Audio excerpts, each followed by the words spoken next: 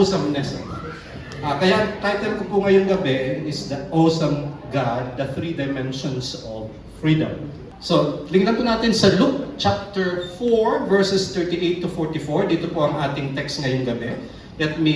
Allow me to read it, mga kapatid. Now he arose from the synagogue and entered Simon's house. But Simon's wife's mother, Diananya, was sick with a high fever, and they made requests of him concerning her.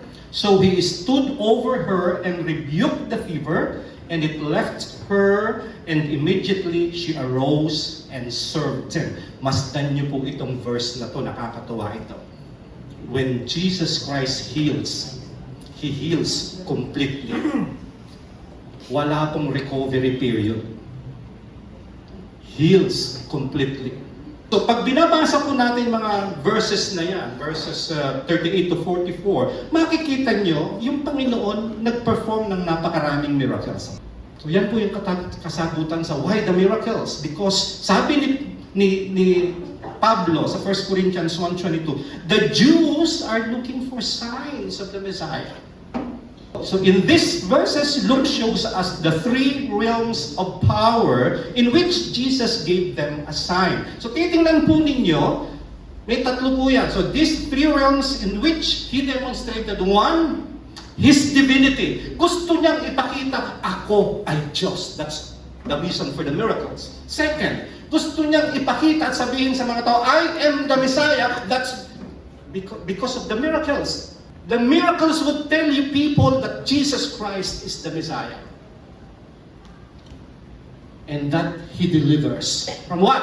He delivers us from all the three realms of power na umaalipin sa katawan natin. Let's dive into it, mga kapatid. So in these verses, we find that we need deliverance in really three dimensions. Tatlong dimension. The body, the mind, and the soul. Ano ibig sabihin, Kuya Jerry? Kami ay alipin at kailangan palayain sa aming katawan, sa aming isip at ang aming mga espiritu o kaluluwa. Let's try to find out, mga kapatid. So let's look at the first dimension, where Jesus Christ freed us from. And everybody will die. Amen? Amen. Hindi lang natin alam kung kailan, ano? Yung deadline, hindi sinabi ng Panginoon. Pero ang katotohanan po, mga kapatid, the birth, when you're born, that's the first step towards dying. So, ito po yung universal biography ng tao. Lahat ng tao ganito. One, sa kanilang katawan, you will have deformities. Karamdaman. Sino po nanghihina na ngayon? Injury. May mga karamdaman tayo, mga kapatid. Umiidad tayo. So, meron po tayong Mesiyas na kayang magligtas sa atin mula doon sa problemang pisikal. Second thing, mga kapatid, papalayain niya yung ating isipan. Ano bang meron dyan sa isipan natin na yan? Okay. So ito po yung nangyayari sa isip natin. Kahit mag-isa ka lang. Amen? Last, pagnanasa. We have evil desires. In this mind, sa ating kaisipan, pinuproduce natin yung kasalanan, mga kapatid. Sa ating kaisipan, nagsisimula yung temptations, mga kapatid. Sa ating kaisipan, para itong lupang mataba kung saan yung imagination mo ay nag-stir up ng pagkakasala. Dito nangyayari sa ating isipan. And that's where one place Jesus Christ had freed us.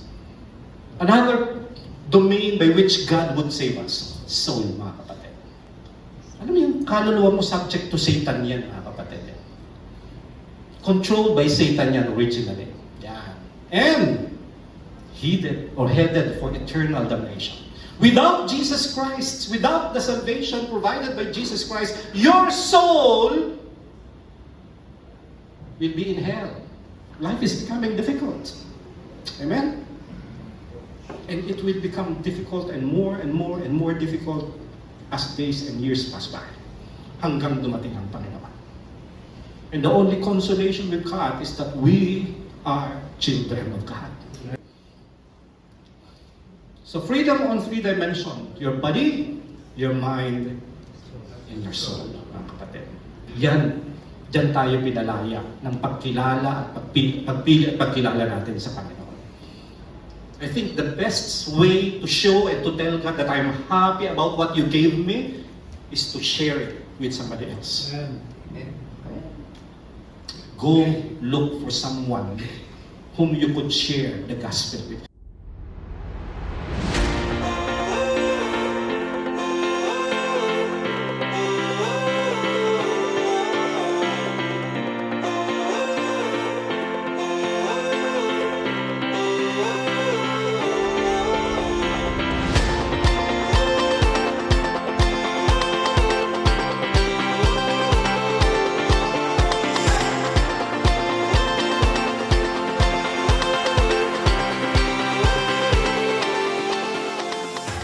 Mas masaya kung kasama ka namin dito sa COG Sila Men's Ministry. Welcome